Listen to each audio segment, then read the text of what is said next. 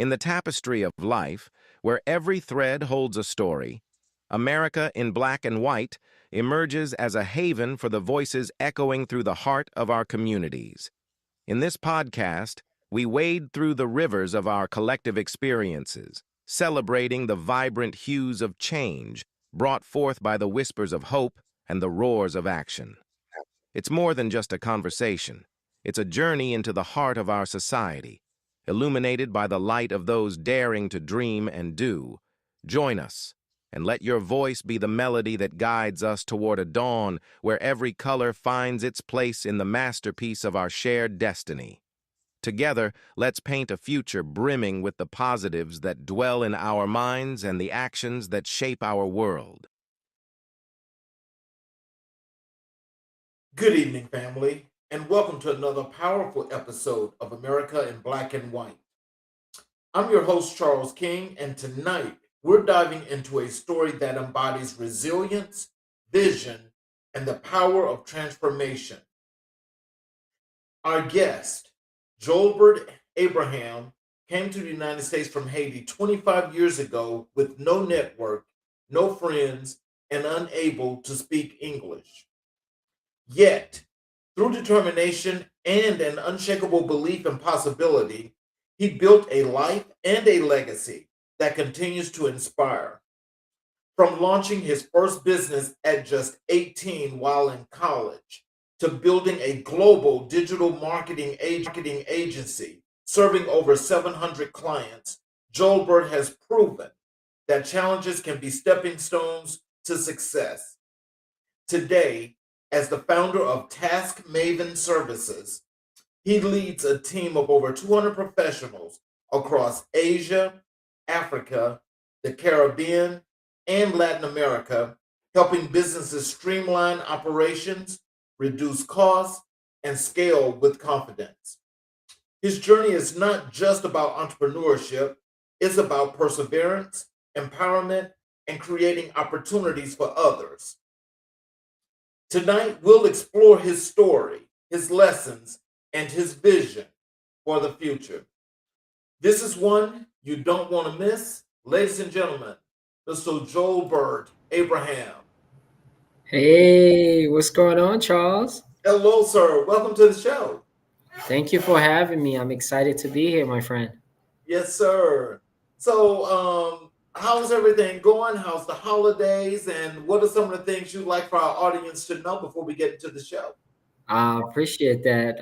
Holiday been great, a blessing, spending time here with families and my newborn nephew. This was his first holiday, so shout out to Noah.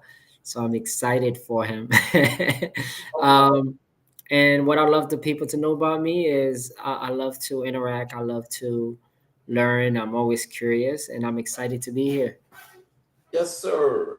So what I want to do first is I want to start with your early life and journey because I think that is the most intriguing part of what I've learned about you and just getting the opportunity to speak with you that I think really gets this show not just started, but for people to understand your journey. Appreciate that. Um, what was life like growing up in Haiti before coming to the U.S.? I guess the best way to put it, it was a roller coaster. Because I grew up where my dad's an entrepreneur, my mom's an entrepreneur. I didn't know what a 9 to 5 was until I came to the States. So, to me, is everybody you gotta kill what you eat, or you gotta eat what you kill, and sometime it was fantastic, right? I get to hang out with my family, spend a lot of time with them. We had cousins over the house all the time. But then, there's the instability that happens in the country. I remember during the coup d'etat era where, we had to hide under the bed because they were shooting, killing, and burning people. Literally in our neighborhood. So it was super scary time. As a kid, that can be traumatizing. Mm. But at the same time, we're blessed. We're grateful. that God protected us, protect our family, and we were okay, and had a chance to have amazing parents who was there for us, who put their all in us to help us, be the best that we can be. Mm. Well, so can you describe the emotions of arriving in America with no network and no English? So it's great question, by the way. I remember before coming to America, it was painted to us, to some of us, that you walk around and you see money on the floor.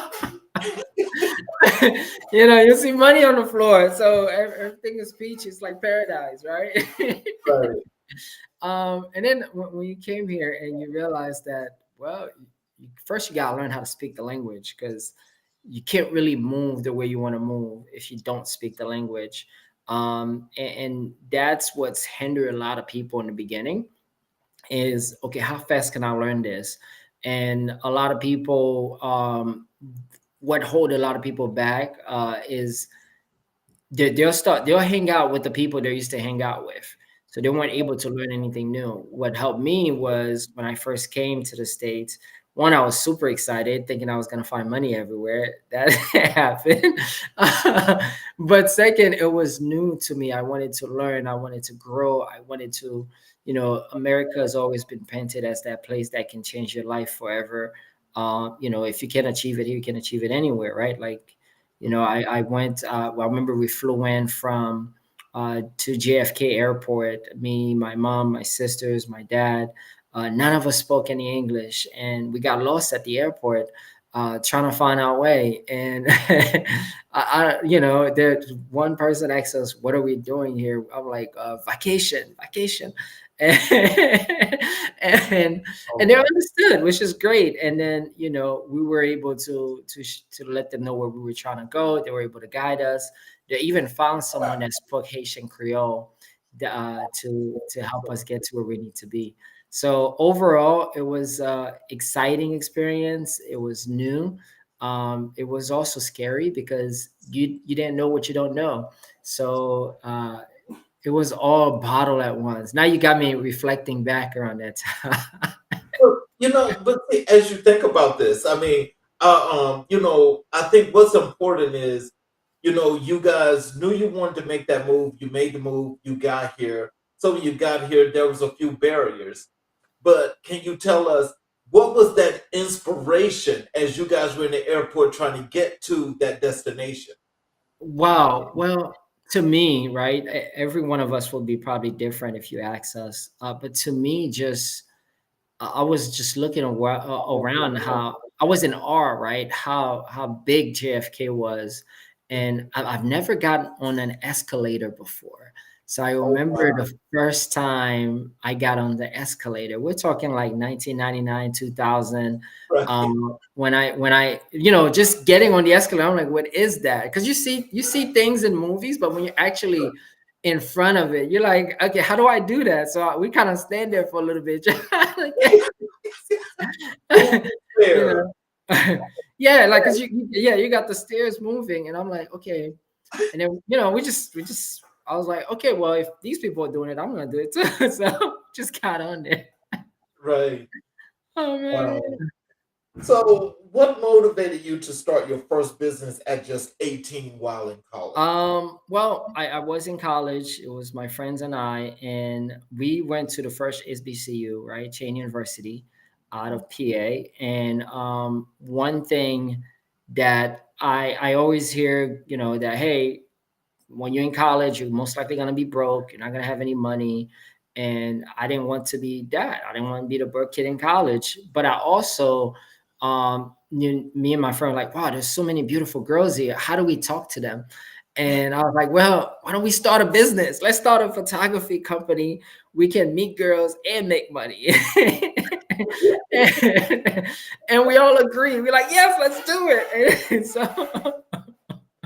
Oh, so wow. it wasn't a plan to really make money. It was more like, how do we meet the girls and make money at the same time? Wow. So that's how we started. But it shifted because we start realizing, oh, there's more we can do here, right? Because some of the girls we're meeting were asking to take pictures and for us to get paid, and they didn't have any money. They're college students just like us. We didn't think that far. But then we started looking at, well, maybe we can do events. So we started doing local events for the university, from taking pictures at homecomings and parties and graduations, and that really kind of helped us hone on some of our skill set, building relationship, right? Building, creating deals, and it was a group of us, so we had a chance to work together, which to me was by far one of the best part of this whole experience. Wow. So how did those early challenges shape your mindset as an entrepreneur? Oh man, so many lessons there. One, it got me out of my shell, right? I'm always been kind of like an introvert. Mhm. However, just when we started that first business, it was like, okay, now we got to get customers, So it gave me an excuse to get on my shelf, because I was like, oh, I get to speak to girls and I can talk to them about my business. And so before, I was very shy to walk to anyone and talk to them. But this time, there was a shift that happened in my mind. I was like, well, if I don't talk to her, I'm not going to make any money. Plus, she won't know who we are. So, and I want to know her. So, so it kind of shift and push myself to take action, right? Because if you're building a business, people need to know you. If they don't know you, they can't follow you. So it got me out of my shelf, got me start having better conversation, but it also start opening door for us, because now we started building real relationship, business relationship, Right. not just with the students, but also with the administration, because that's how we're able to get actual business by working with them. And that helped us. And also looking at working as a team, so we learn what were some of our strengths, right? Because one thing is, you have business owners that work together, but they're all do the same thing. Nobody knows who's each other's strength. So we realized, okay, your strength is this, your strength is that, focus on this, focus on that. And that helped us a whole lot throughout throughout those years. And after graduation, I worked in corporate, and that's when I really learned how to sell and customer service. So those two skill set I learned in my first corporate job, and that really helped shape me as an entrepreneur. Because working in corporate and seeing how this $9 billion plus company was operating, how they had system and processes in place, why customer service was so important, why sales was so important, how to do upsells, how to build relationship with the customer, how to get the customer to trust you quickly. So all those little subtle soft skills were built by being an entrepreneur in college to working my first corporate job, and then that shaped me to become an entrepreneur. Mm. So with that though, because that's really interesting, because when you got that opportunity, you're actually working in this company, and you get the chance to see everything that's happening in these processes. What did you get from that that helped you to put together in place what you were going to do to scale your business? What were some of those things that you learned? So one thing I learned is first you got to have something that people want, right? You got to have something that people want. You got to be solving some type of problem. To I'm gonna kind of go back to kind of give you the chronological aspect of the story. Is from that first corporate job, I did really well. I got promoted. I was one of the top in my region. Then I got recruited into another role. Um, Pardon me if you could hear my dog in the back. Hold on a second. Sorry about that.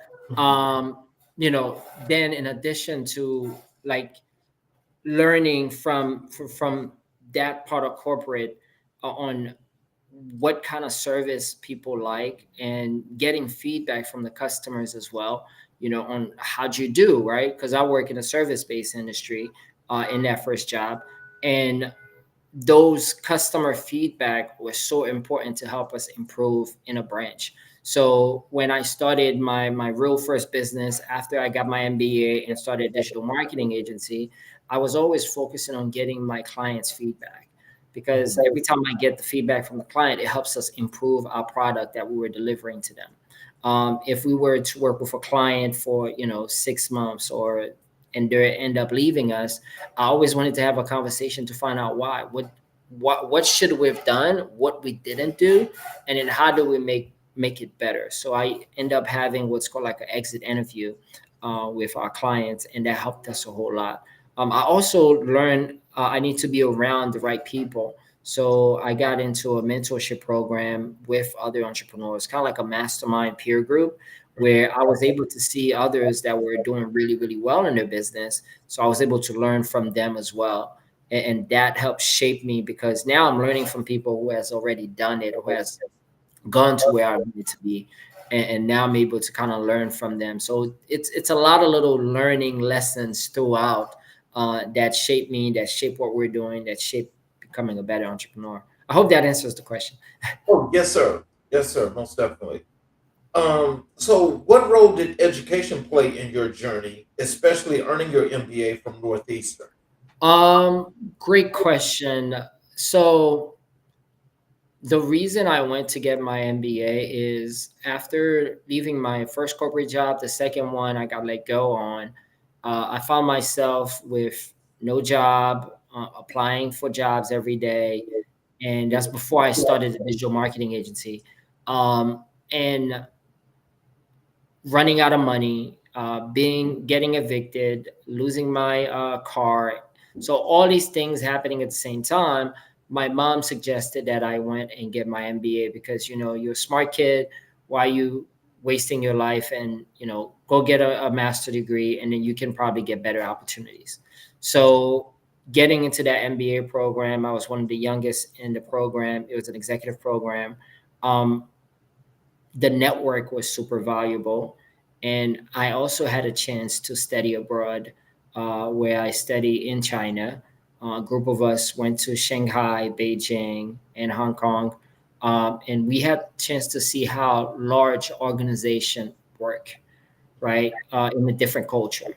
And that was super fascinating to me, how some of these companies work, how some of these company the some of the biggest enterprise, the lessons we learned from some of the C-level executive there, what was important to them, and how that correlate with everything that made me the entrepreneur that I am today.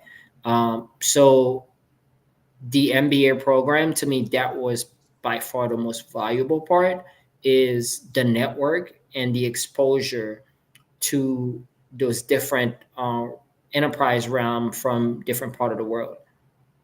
Well, so then that's a lead in for my next question, because what I was gonna I want to know if you could tell us is, from that international perspective, what was the correlation that you were able to not just learn from, but how you gathered and you made this part of your own process? How did that work? That's interesting. Sometimes I think as an entrepreneur, you kind of just do things instinctively, Mhm. right? It wasn't something I planned. It wasn't like, okay, I'm gonna grab this and put it this in this business. It was just, as you go through this path, you're learning. And I had the opportunity to learn so much from those bigger, better entrepreneurs. From how, like, for example, when I was in China, I went inside a mobile shop, right? They had literally about 10 to 15 people working in one little mobile shop. And it was fascinating to me at that time, because these people, they were not only, when you come in, somebody greets you, somebody's right there asking you if you need something, somebody there making a recommendation. So they're literally, like, the service level was so high. I was like, wow, you know every single step in the process, somebody was there to kind of guide you through it, and make you feel welcome, right? So that's one. And then the second, I remember, I think I was either in Beijing or Shanghai at the time, and there was this mall that I went to, small rooms. Everyone in there had their, like, it's like a big marketplace, but everyone there has their rooms, and they had kids that were working there, right? And with their parents. These kids were, their marketing tactic was come to you, smile, grab your hand so you can go inside their shop. Wow. And then, so that entrepreneurial mindset and journey started at that age. And then when you get in there, the parents asking you, which one you want to buy, and do you want this watch or you want that watch? So, and then you can negotiate. The negotiation, I love that part, because overseas, right, people will give you one price and the other. It's not always a set price. So being able to negotiate for them to get the deal done, right? So that was super useful to me when I came back to the States, because sometimes to get some of the biggest clients we were able to get, we had to negotiate. So learning how to become a better negotiator was super useful. Oh wow. So let's transition to your entrepreneurial path and tell us about the first business you launched and what was the vision behind it. Oh man. Okay. So I don't think I ever shared this publicly. Um, while I was in my first corporate job, my best friend and I was like, you know what? You know, we we always wanted to create another stream of income for ourselves. So we said we're gonna start a cleaning business. And my vision for the cleaning business was like, I wanted to be super big, to cover all of Philadelphia. I lived in Philly at the time. I'm focusing on all the commercial corporate clients. My best friend is, hey, I wanted to just create another stream of income. I'm okay with doing a couple residential deals here and there. So first, our vision wasn't aligned, but we didn't see that because we're best friends. We're like, hey, let's just get in business together. So that was one red flag we should have paid attention to right away.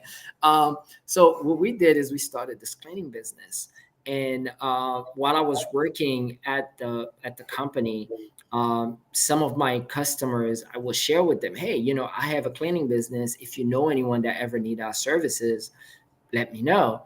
So that's how we got our first client. Was one of my customer from my main job, which also is a no-no. That's a big conflict. Right. And here's where it gets even more. She had a business. So first we cleaned her office, which was great. So I'm like, okay, we got our first commercial client. We did an awesome job with that. And then she had us clean her home. So she was one client with two streams. So, but we didn't have any process, right? We just bought we bought the all the cleaning equipment, and then we rented a car, and that was the business. We'll put everything in the car. When we got an order, we'll go and do it ourselves. So we didn't leverage and build out a team. We didn't know any of this, right? We just know we wanted to make some extra money and we're gonna grow it. We'll figure it out. So it's not afraid to take the risk. Not afraid to ask, because if I never had asked my customer that, hey, do you ever need someone to clean your office or clean your home? She would never know about us, and I would never gotten that first customer. Right. Right. So, and then my friend, he was always ready to go with me, but it got to a point where when I got recruited for that other for our other company, I moved and went to a different state. And now I'm in Jersey, he's in Philly, and we got more clients, and it's hard to handle, right? Because I'm working full time, he's working full time, and I'm driving to Philly at night to clean houses and then be back later that night so I can go to work early morning. So it didn't work anymore. However, we learned a couple things, right? Make sure that you align in your vision. Make sure you have a long-term vision. Make sure you have processes in place. Make sure you're able to leverage, which is a big one that we did. So the business, failed, but it's a lot of lessons. So, what were the biggest lessons you learned from balancing college and entrepreneurship? Ah, um, well, in college, I was pretty blessed where I had the grades. I even joined a fraternity. Um, And because it wasn't just me running the business, I had a team to rely on. So biggest lesson was having the right people with me, because if we didn't have a team, I don't think I would have even survived the first year. But because we had a team, it was a group of us. When one of us couldn't do something, somebody else was there to pick it up. We even had an intern. Oh, uh, wow. yeah, so we had one of our fellow classmates become an intern for us. So, it's interesting all that thing we did. But the coursework wasn't too challenging for me because um you know I I'm pretty good when it comes to studying and learning. I'm able to capture information really fast, so that wasn't an issue. But really, for the business, is the relationship building and having the right people that can help you grow it. Because one thing that we did, I remember back then, is like I was like, hey, I want to get to these parties and I don't want to pay for parties. And we figure, why don't we partner with the fraternities and give them a percentage of our sales, and we'll do photography at their parties, and which was genius, right? Okay. Yeah. So, we figure out what we don't want and we figure out a solution. So it's always solution minded, and that helped us get into parties for free while at the same time make money at the parties. And then we share the revenue, so we know how to create partnership where we're able to share revenue. To us, it was like we get to the parties for free. To them, it's like they make more money. That's a win-win situation. I like that. That's a There we great. go. There we go. So yeah, man, I think that's always it. That's what some of my biggest lesson is: learn how to partner, learn how to collaborate, having the right people in place. That's always been a big thing. So as we got inspiring entrepreneurs that are watching this show tonight, what are some of the things that you can tell them about your journey that would be some key elements that they should always remember and take with them as they grow and they expand business? So there's this quote, it's in the Bible, it's walk by faith, not by sight.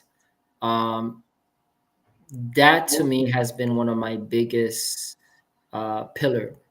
Walk by faith, not by sight, right? Because sometimes when you're in entrepreneurship, it is a risk. You're not gonna see the full road ahead, right? So you gotta trust in God or a higher power, whichever you believe, and sometimes you won't see in front of you, which could be very blurry, right? You don't know that where that next sale is gonna come from because you didn't set up system to have predictable revenue yet. You're just starting out. So taking that first step and just get started, I think is super important. And to me, getting started is not go and get an LLC and get a bank account. That's just admin. Getting started is getting a customer that's paying you. You know, that's what to me is starting a business is you need to have somebody that's willing to pay you for a problem that you're solving for them. So when you get that first customer, that's when you're in business. So I normally recommend people, before you even, like, I was talking to a gentleman this morning. He was interviewing for an opportunity we had, but his aspiration was actually to become an entrepreneur. And I'm like, well, have you got your first customer yet? No, I'm trying to get my admin documents together, get my LLC. And I'm like, nah, go get a customer first. And when you have somebody telling you yes, that they want to work with you, then you can get all these documents in less than 24 hours, right? So success loves speed in this. So you got to be fast. And just by getting that first customer, you could validate your idea. So, how did you transition from small ventures to building a global digital marketing agency? Um, well, time, patience, a lot of family, uh, networking. So also it comes down to a vision, right? So it's what's your vision, right? When we first started that digital marketing agency, all of our customers was in New Jersey, Mhm. right? Because that's where I live, North Jersey. And then we slowly started to pick up steam where we got a customer in New York, then we got a customer in LA, then we got our first customer in Canada, and then all of a sudden we had a customer in Australia, and I was like, holy crap, we got a customer in Australia. And then we got another one in Germany, then we got another one. So it happens, it's a compounding effect, right? It didn't happen where I'm like, this is, I'm gonna have customers everywhere. I didn't think like that. It was more like, how do we help the people we have here? And then that kind of started to grow over time by doing good work, helping your customers get the right results for what you deliver to them, and getting feedback from your customers, learning from them, and solving problems, bigger problems, right? So once we start solving bigger problems, then we had, clients in Australia, Belgium, UK. We had a big manufacturing clients in Brazil that was looking to penetrate the US market. So it started to grow. And then the next step is, okay, building the right team to support that customer base. Yes, we had a team in the US. I had my office in North Jersey, right outside Jersey City. Team members will come to work there. But I also had a virtual team, right? So I know how to leverage technology and start finding the right talent overseas to keep my operating costs low and still be able to run properly. So having the team in the US and the team overseas helped me balance some of my payroll, because as you grow the business, payroll become a big challenge because you're like, it just keep getting bigger and bigger. And you're like, what's going on? So having that team overseas where we had talented people from like video editors to copywriters and so forth, before AI, guys, before AI took over, that helps with some of our operating costs, because now instead of paying someone a salary of 60,000, 70,000 here, you can have the same person due to currency differences with similar skill set for half of that, and sometimes even 3/4 less than that, but that is still an amazing salary for their country. I remember one of my team members in the Philippines, he was able to not only buy a condo, buy was it like a convertible Mercedes Benz, and I'm like, wow, I didn't know I was paying you that well. And he sent me a video saying, thank you. This is all because I had a chance to work with you. But he did so much for us. So I was excited to see how he was able to shift and change his life. Wow. What was the most rewarding part of serving over 700 clients worldwide? Um, so I have this one client that started with us when it was just her.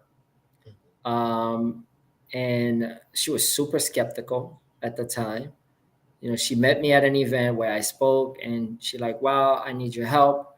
We met, and she just started her business, and we were able to help her grow that company, where in about, I think, 2 to 3 years, she went from being a solopreneur to having a team of 10.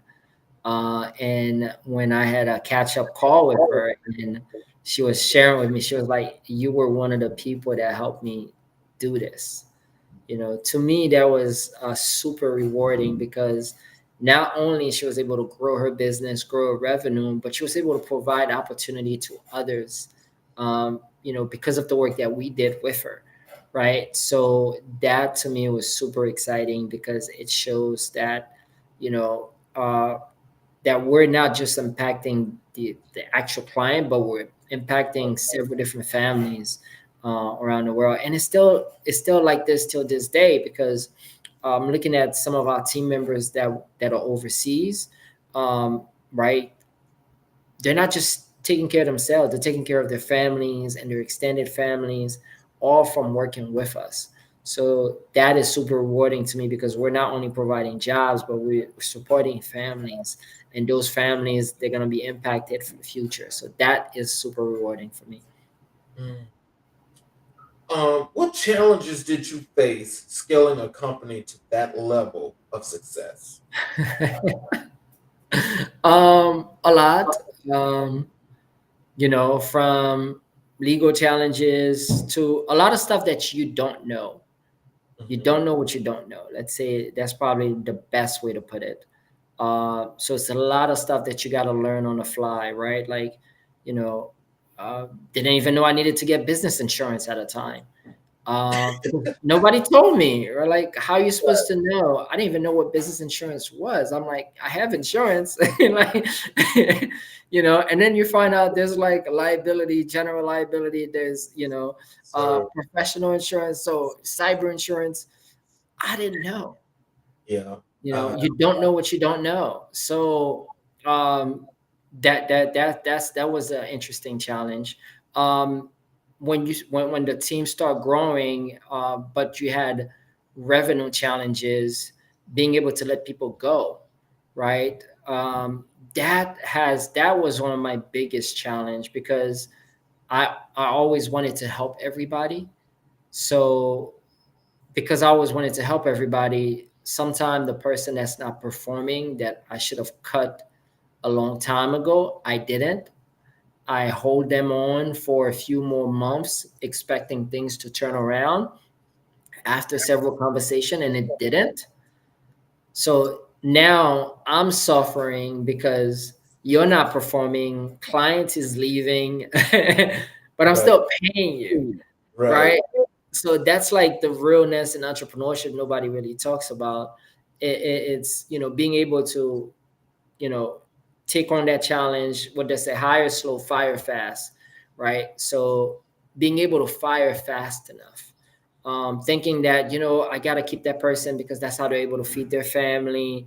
Now realizing that maybe this is not the right fit for that person, by letting them go, the fastest you let them go, the better they'll find something that's the right fit for them, Mhm. and then they can thrive there, right? So managing people,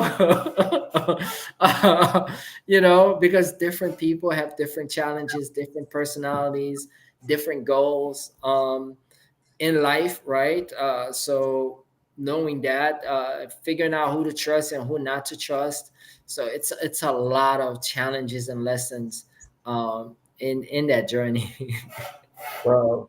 And so can you tell us this? I mean, because I know that firing someone is definitely got to be one of the hardest thing that anybody or any business would do, and I know that that takes some real serious getting to that point. Oh yeah, So, so oh when you man. had to do that, like what was that like for you personally, and how did you feel doing that? It's crazy. I don't think I ever mentioned this to anyone. I actually cried the first time I fired someone, because and here's why, right? I remember when I got let go in my role, and now I'm on that other side and doing it to someone else.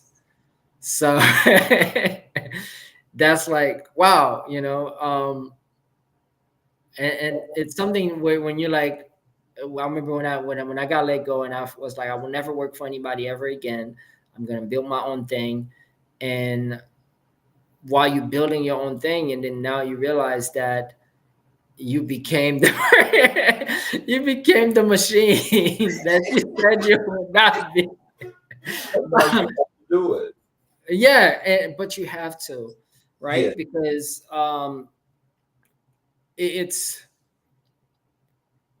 it's impacting not just you, it's impacting the business, it's impacting all the other people that's there, it's Mhm. impacting that person that you're letting go. They may not see it, right? So that first time I fired someone, I was I was like, I didn't want to fire her. I dragged it on for about 6 months. And then in my peer group, my mentorship mastermind group that I was in, was like, you need to let this woman go. You need to let her go. You need to let her go. I'm like, no, but she says she has a kid. She has a family. She's taking care. I can't do that to her. And well, your business is going to die. So there was one last thing that happened. I'm like, okay, that's it. I've done the letters. I've done the warnings. I have to do this. So when she came in about 45 minutes late. I'm like, Oh listen, oh yeah, yeah. no. She was. I was like, let's go to this side. I'm like, listen, I don't think this may be the right place for you. I need to let you go. And she said, "You're firing me?" I'm like, "Yes, now." And I need you to take all your stuff. I already cut all the tech and all that stuff off. And then she left crying. And then I turned around, went to the other room, and I had tears coming down my eyes. I'm like, damn, now I'm the machine that I vow not to be. You know something. The thing is that what you're displaying and what you're talking about now is it lets people know that there are some business owners that do have a moral compass, Thank you. because I can honestly tell you I know that that's not an easy thing to do. Yeah. And it's like you can get up to that point and it gets so close and it's like I gotta let you go, but you just Yeah. but you just try to you wanna you hope you're Yeah, hoping. you hope things will change, right? It's like, it just you just keep hoping, and you keep having those conversation over and over and over again. But then it's also start impacting the whole team, because they're like, well, if she can do that, I guess I can do whatever I want. And Exactly. that's not the environment you want to create, because now you create a culture of people do whatever they want, nothing gets done, clients are not happy, your business die. Yes. So let's transition over to your leadership and vision. Can you tell us, how do you define leadership in the context of entrepreneurship?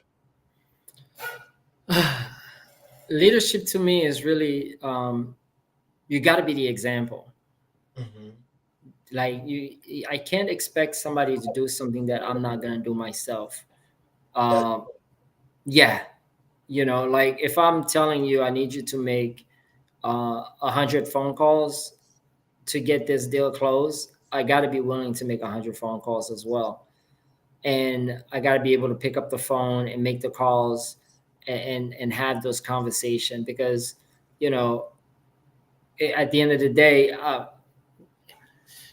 leadership to me, it's not what you say, it's what you do, right? So it's really, people are going to look at you based on your examples.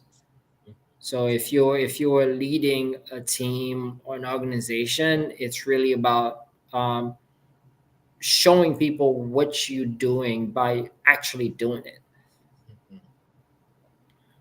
Mhm. So what values guided you as you built your agency and later Task Maven? Say that again. You said what value?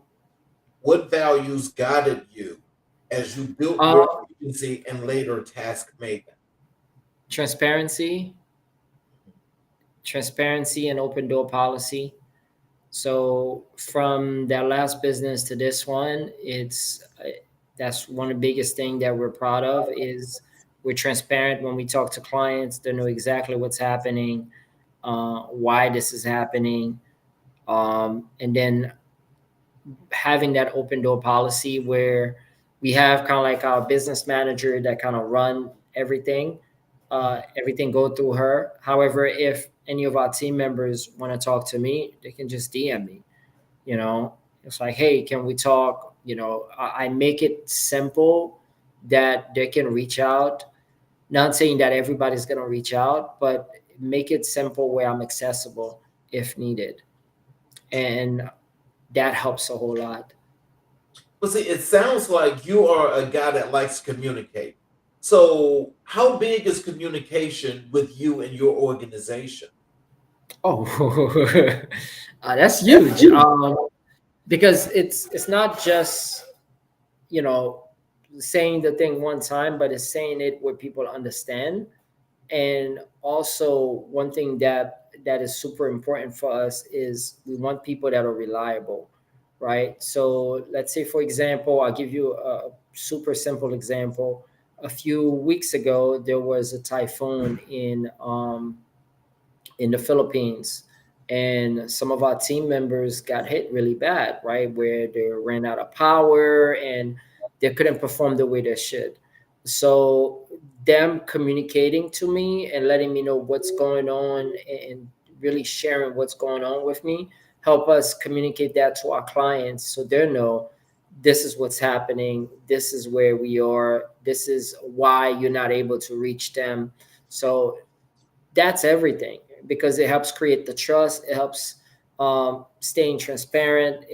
Communication to me is that's what keep the business flowing, because if I don't know what's going on and you're not sharing, then the client don't know. The client don't know, the client's not happy because the work is not being done, you know. How do you balance vision with execution in business? So I'm a big vision type of guy, right? I think big. Everything I look at, I can see like 10, 20, 30 steps ahead. So what I try to do, I don't do it 100% well because it's still a learning process for me, is when it comes to execution, I always do a pilot program to get things going. So for example, one of our initiative is we do dinners for entrepreneurs here in Atlanta. And I started an initiative by just having a massive vision on where I can take it. And then I said, I went to a goal setting workshop that one of my clients had. And within 10 days, I put the first pilot dinner together. That went well. We created processes around it. We're doing it again in 10 days. And then we're going to duplicate that over and over again while we increasing what we're doing. So I normally start with that small step. Once I have the big vision, I start with the small step, which is a pilot program to test it out, get feedback, see what I can improve, create a process around it, and then duplicate and grow. Right. So that's the steps for me. Oh wow. So what role does resilience play in leadership? When it comes to entrepreneurship, you gotta be resilient. Entrepreneurship is not for the weak. Let's put it that way. You're gonna have all type of different challenges and obstacles on your way, and it could be business, it could be family, it could be um, things that you didn't expect. And you just gotta have that mindset to keep going, right? You just gotta how do I put it? It's kind of like I'm trying to see what's the best analogy for this. It's kind of like you're being molded into a diamond, and now you're carbon that got to get cracked open. So if you're not resilient enough, you're not gonna you're not gonna last while you're being pounded on consistently with different things coming out of nowhere. Right. So yeah, it plays a major role. And I think sometimes we would say, are you born an entrepreneur, or is it, does it grow in you? To me, I think it's both. Because you could be born an entrepreneur, but if you don't have that resilience, you're not gonna last as an entrepreneur. Now, from a philosophical perspective, I mean, I more than get that point that you're making. But I want to take this a little bit further because in just not just learning about you from us chatting and we're doing the show here, but I got to say that you are the example of resilience. Oh, thank you. And so when I just think about you and resilience and thinking about your journey, when you first got here to the US to where you are right now, I mean, clearly, when you say resilience, we see Julbert. So Thank you. as, as we see that, tell us, what is your why? Man. One is my family, right? Because my dad, he recently passed, and one of the biggest thing he did for all of us, all my siblings, is get us here in the state. And he wanted a better life for us than we had in Haiti. Not saying Haiti is bad. Yeah, Haiti has challenges, but it's a beautiful country. However, to him, getting in the States create a better future for us. Mhm. So my biggest why is being able to take my family further than my dad took us. And the best way to do that is by leading by example. Building the business, showing them things that bringing that exposure, because once you've been exposed to it, you can never go back. Um, Building something that's lasting, that can last generations, and while also impacting hundreds and thousands of families around the world. So, how do you inspire your team to stay motivated and aligned with your mission? Well, a couple things. One, I have great leadership in place. Uh, so having great leaders within your organization is super valuable. Second, one thing that we do every week, we have what's called our team meeting, our Monday huddles, and our business manager lead that team meeting. We had one. Was it today's Monday? We had one this morning.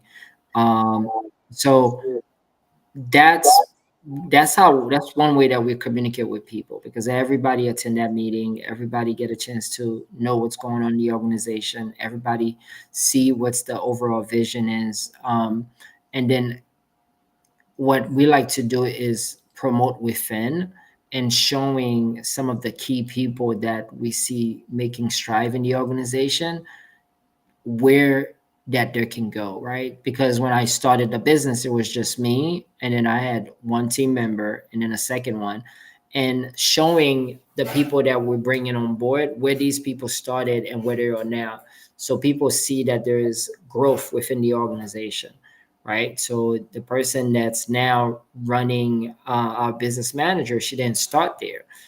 She started just being working with our first customer. Right? So seeing how she now running the show and making sure all of our team members are taken care, making sure our clients are happy, and helping us run this operation. It took time, but it also showed the others that, okay, if she can go from where she was to where she is now, there's a lot of opportunity for a lot of us. And when we, like, for example, last week, I had a final interview with a new team member that's starting next week, is painting that vision to him, right? When you paint the vision of growth and where we're going to the organization, that motivate people to take on that journey with you. Now, let's talk about Task Maven services. Sure. Can you tell us what inspired you to create Task Maven after exiting your agency? Well, a few different things happen. Some good, some bad. One is getting capital in the door, and you're like, wow, okay, this is really life changing. And then not knowing how to properly make the right investments, and then end up losing a lot of capital, and then realize, okay, I need to, there's so much more I don't know. But then a friend of mine came to me and was like, hey, I know you're trying to figure out what's going to be your next move. Here's what I need help with. And I know you had a team overseas that you were able to build. Maybe you can help me. So it started with just helping a friend solve a problem. And by solving that problem, I realized that, I'm a great connector, and I can build teams anywhere. And that's how Task Maven started. So it's a lot that, changes that happen in the journey from, when you leave you sold a business, now you have money and you think you're kind of like top of the world, to realizing that, oh, there's a lot I don't know. And then, then you get humble really fast, and then you realize, okay, what do I want to do next? Let me go back to what I'm really good at, which is starting and building businesses. And and then the right opportunity came along where you're helping somebody solve a problem, and you realize, oh, okay, I can turn this into my next business. And that's how we started. And then having the right people to guide you, because I didn't know the industry. It's a brand new industry to me in terms of running that type of business, which is a remote talent sourcing virtual assistant staffing company. reaching out to people that has done it, and get advice from them, right? So that was super helpful to get us moving very quickly, because once I got that first customer, second customer, third customer, I'm like, okay, I need to find somebody that know what to do. I picked up the phone, called someone that I know had a similar business, met up with her. She told me exactly how she did, what she did. I took some notes, and I was ready to rock and roll. How does Task Maven differ from traditional outsourcing models? Great question. One is we have a lot of different specialized skill set people, right? So a lot of the model that I've seen out there is they have, they may have one group of people that just do executive admin work, which is fine. But I realized quickly that there's different tiers to this. You have the tiers where you just have people that are data entry, they don't really think for themselves. And then you have another tier, which is like the critical thinkers. And then you have a third tier, which is leadership. So in our organization is we bring all three. You can have just the data entry admin person, or you can have someone with a special skill set that maybe write business grants for you, or help you fill out your government contract paper proposals, or that helps do business development work or run paid ads. Or you might have a leader that can manage your whole team and put a whole team together for you. So that's one of the things that differentiate us. And the second is really the vision and the experience that I bring to the table, right? A lot of people, this may be their first business. For me, it's not. And being able to go through that journey, I'm able to bring additional skill set to my organization and really support the team based on all the prior experience that I built over time. So, can you share a success story of how Task Maven transformed a client's business? Yeah, I'll tell you, one of our, I think it was our second or third client came to us where he needed somebody to help him. He works with restaurant owners. He had a software for restaurant owners, and he wanted to get in front of more restaurants. So what we did is we placed a business development rep with him. That person's job is to find restaurant owners, reach out to restaurant owners, book meetings for him. That person was able to generate over 200 appointments. He got 40 new clients, which is multi six figures in business for him. That Oh, happened all within a year and a half. mhm. So that to me is life changing, Oh. because you're able to have the right team member help you grow and build. So, what makes your team of 200 plus professionals unique? Well, a few things, right? One, we have people from different countries, right? So we have people in the Philippines, Nigeria, South Africa, Mexico, Dominican Republic, Colombia, Turkey, India. So having people across the world is great, because, like, for example, the typhoon that happened in the Philippines, not our whole team wasn't done, because we have people in other places, so business can still be run properly. And then we have a lot of people with specialized skill sets, right? So not everybody just have one specific skills. When we look at a business, the business has different division. It could be a one person show, but they're doing marketing, sales, operation. Being able to plug in the right team members with those specific skill set to help that business is huge. And sometimes that business owner doesn't know that. And within our team, we have people that has the specific skill set. And we also specialize in different industries, from professional service to healthcare to real estate. And we have a lot of people with master degrees, bachelor degrees. So that helps a lot too. So, how do you ensure quality and consistency across such a diverse You team? you breaking up a little bit. I didn't hear that one. How do you ensure quality and consistency across such a diverse global team? Great question. We have a lot of systems in place. There's softwares that we use that allow us to track what's happening, track some of their activities. Everyone has to do an end of day report. We have somebody that does coaching with the team once a month, and also